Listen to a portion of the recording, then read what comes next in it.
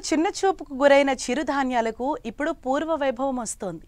చిరుధాన్యాల్లోని పోషక విలువలు, ఆరోగ్యానికి అవి చేసే మేలును గుర్తించాక మళ్లీ వీటి వాడకం పెరిగింది. దీంతో వీటి సాగు రైతులకు లాభసాటిగా మారింది. చిరుధాన్యాలలో ఒకటైన రాగిని ప్రధానంగా తెలంగాణ, ఉత్తరాంధ్ర, రాయలసీమ జిల్లాలో ఎక్కువగా సాగు చేస్తున్నారు.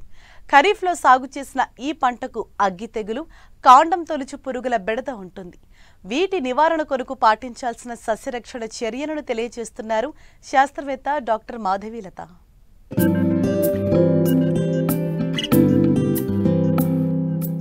ఖరీఫ్లో సాగు చేసిన రాగి పంటకు అగ్గి తెగులు, కాండం తొలుచు పురుగు ప్రధాన సమస్యగా మారాయి. పంట ప్రారంభంలో ఆకుల మీద, కంకి దశలో మెడవిరుపు తెగులుగా వ్యాప్తి చెంది దిగుబడులకు తీవ్ర నష్టం కలిగిస్తోంది అగ్గి తెగులు. వీటి ఉధృతి అధికంగా ఉంటే నివారణ చర్యలు చేపడితే మంచి దిగుబడులు పొందే అవకాశముంటుంది. మరి ఆ సస్యరక్షణ చర్యలేంటో పెరుమాళ్లపల్లె ప్రాంతీయ వ్యవసాయ పరిశోధనా స్థానం శాస్త్రవేత్త డాక్టర్ మాధవీలత ద్వారా తెలుసుకుందాం. రాగి పంటలో మనకు ముఖ్యమైన తెగులు వచ్చి అగ్గి తెగులు. అలాగే పురుగుల్లో అయితే కాండం తొలుచు పురుగు మనకు అప్పుడు మనకి ఈ పంటలో కనిపిస్తూ ఉంటుంది. ఈ అగ్గి తెగులు అనేది మనము ఈ వరి పంటలో కూడా వస్తూ ఉంటుంది. అట్లాగే రాగి పంటలో కూడా అగ్గి తెగులు ఎక్కువగా వస్తుంది.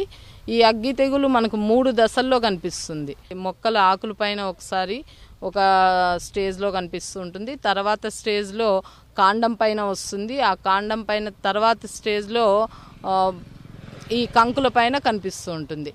మనకు ఆకులపైన మచ్చలు కనిపించిన వెంటనే ఈ కార్బండిజం అనే మందు ఉంటుంది. ఆ కార్బండిజం అనే మందుని 1 గ్రాము 1 లీటర్ నీటికి కలుపుకొని మొక్కల పైన పిచికారీ చేసుకోవాలి. లేదు ఈ తెగులు ఇంకా ఉధృతి ఎక్కువగా ఉంది అంటే కార్బండిజం అనే మందును ముందు ఒకసారి, తర్వాత వారం రోజులు వ్యవధిలో మళ్ళీ ఇంకొకసారి పిచికారీ చేసుకున్నట్లయితే మనం ఈ తెగులను పూర్తిగా నివారించుకోవచ్చును.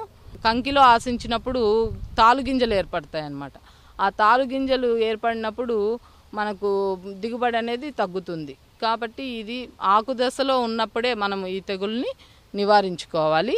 ఈ అగ్గి తెగులు తర్వాత మనకి ఇంకా రాగి పంటలో ఎక్కువగా కాండం తొలుచు పురుగు అనే పురుగును గమనిస్తూ ఉంటాము.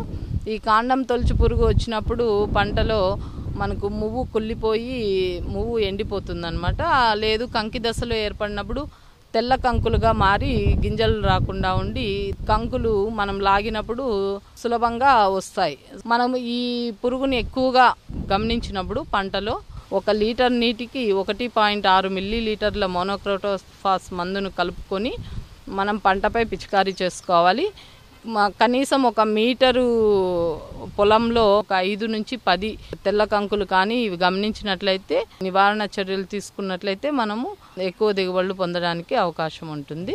రాగి పంటకు మార్కెట్లో అధిక డిమాండ్ ఉంది. అలాగే అధిక దిగుబడినిచ్చే మేలైన రకాలు కూడా అందుబాటులోకి రావడం చాలా మంది రైతులు సాగుకు మొగ్గు చూపుతున్నారు. అయితే రాగి సాగులో మేలైన యాజమాన్య పద్ధతులు పాటిస్తే మంచి దిగుబడులను సాధించే అవకాశం ఉంది.